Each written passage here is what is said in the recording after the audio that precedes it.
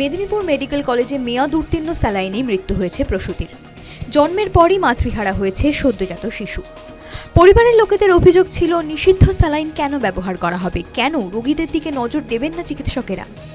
ঘটনার দিন থেকেই উত্তাল হয়েছিল হাসপাতাল চত্বর। শুক্রবার স্বাস্থ্য ভবনের তরফে গঠিত তদন্ত কমিটির সদস্যরা মেদিনীপুর হাসপাতালে গিয়েছিলেন।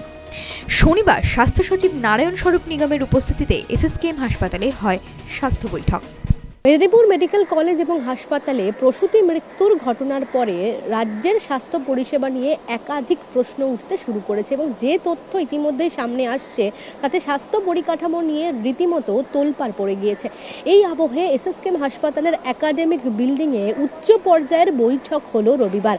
স্বাস্থ্য সচিব নারায়ণ স্বরূপ নিগমের নেতৃত্বে সেই বৈঠক হয় এবং সেই বৈঠকে স্বাস্থ্য সচিব ছাড়াও উপস্থিত ছিলেন স্বাস্থ্য শিক্ষা অধিকর্তা অনিরুদ্ধ নিয়োগী, স্বাস্থ্য অধিকর্তা স্বপন সোরেন এবং তারই সঙ্গে যে 13 সদস্যের প্রতিনিধি দল গঠন করা হয়েছে স্বাস্থ্য দপ্তরের নির্দেশে, সেই 13 সদস্যের প্রত্যেকজন প্রতিনিধি উপস্থিত ছিলেন। প্রায় 2 ঘন্টার বৈঠক শেষে পশ্চিম মেদিনীপুরের মুখ্য স্বাস্থ্য আধিকারিক সৌম্যশঙ্কর সরঙ্গী জানান, অসুস্থ 4 প্রসূতির মধ্যে সংকটজনক 3 প্রসূতিকে গ্রিন করিডোর করে এসএসকেএম হাসপাতালে নিয়ে আসা হয়। আমাদের আজকে ইনকোয়ারিং টিম সাথে কথা হয়েছে, যে যারা পেশেন্ট আছেন তাদের কিভাবে চিকিৎসা চলছে সেটা নিয়ে আলোচনা হলো। সাথে সাথে কি ঘটনা ঘটতে পারে তা নিয়ে ডিটেল আলোচনা হয়েছে। ওনারা আগামীকাল ডিটেল রিপোর্ট আমাদেরকে দেবেন, তারপরেই যা পরবর্তীকালে পদক্ষেপগুলো হবে। কলকাতায় আনা হচ্ছে, আগে ওদের কন্ডিশনগুলো নিয়ে আলোচনা হয়েছে, ডক্টর টিম মেডিকেল বোর্ড বসেছে, তারা সিদ্ধান্ত নেবে। এটা নিয়ে আমার কিছু বলার নেই। জমা পড়েনি রিপোর্ট, কালকে সন্ধ্যের মধ্যে ফাইনাল রিপোর্ট জমা পড়বে। প্রিলিমিনারি একটা রিপোর্ট স্যারকে জমা দেওয়া হয়েছে। এখন আমরা প্রাইমারি কনসার্ন, আমাদের যে পেশেন্টগুলো খারাপ আছে ওদেরকে আমরা পিজিতে শিফট করছি উইথ গ্রিন করিডোর।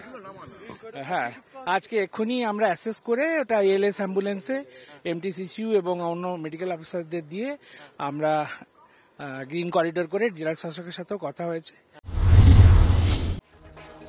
চিকিৎসায় গাফিলতি, ত্রুটিযুক্ত স্যালাইন ব্যবহার করার প্রতিবাদ জানিয়ে বিক্ষোভ দেখায় বিজেপি। হাসপাতালের সুপারের গ্রেফতারের দাবির পাশাপাশি স্বাস্থ্যমন্ত্রীর গ্রেফতারের দাবিও তোলা হয়। হাসপাতালের কাছে টায়ার জ্বালিয়ে বিক্ষোভ দেখান বিজেপি সমর্থকেরা। পাশাপাশি মমতা বন্দ্যোপাধ্যায়ের ছবিও পোড়ানো হয়।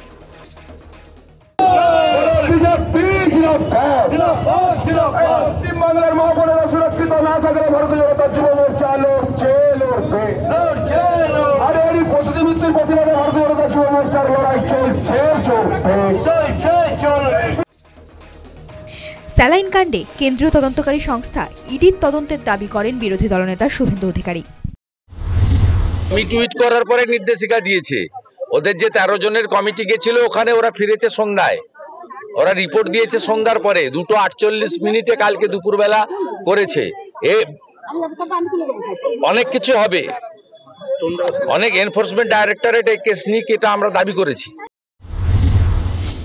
প্রসূতি মৃত্যুর প্রতিবাদ করায় বাম কর্মীদের পুলিশি হেনস্থার প্রতিবাদে মেদিনীপুরে বিক্ষোভ কর্মসূচি বামেদের। মুখ্যমন্ত্রীর কুশপুতুল সহ মেদিনীপুরের রিং রোড প্রদক্ষিণ করে হাসপাতালের ভিতরে সুপারের অফিসের সামনে বিক্ষোভ দেখায় বামেরা। রাজ্যের স্বাস্থ্য ব্যবস্থাকে প্রশ্নের মুখে দাঁড় করিয়েছেন মীনাক্ষী মুখোপাধ্যায়। এমএসভিপি খুনি, এমএসভিপির দায়িত্ব রোগীদের জীবনের নিরাপত্তা নিশ্চিত করা। সেখানে তারা জাল ওষুধের ব্যবহার করে রোগীকে মেরে ফেলেছেন, 3 জন হসপিটালে অ্যাডমিট।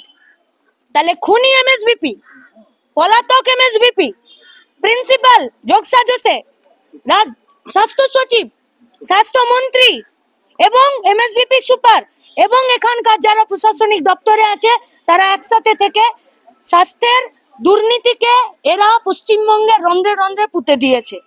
আমাদেরকেই এই দুর্নীতির চাকা আটকে দিতে হবে। গোটা রাজ্যের মানুষের কাছে আমাদের আবেদন রইল, 24 ঘন্টার মধ্যে পুলিশ এমএসভিপিকে ধরতে হবে।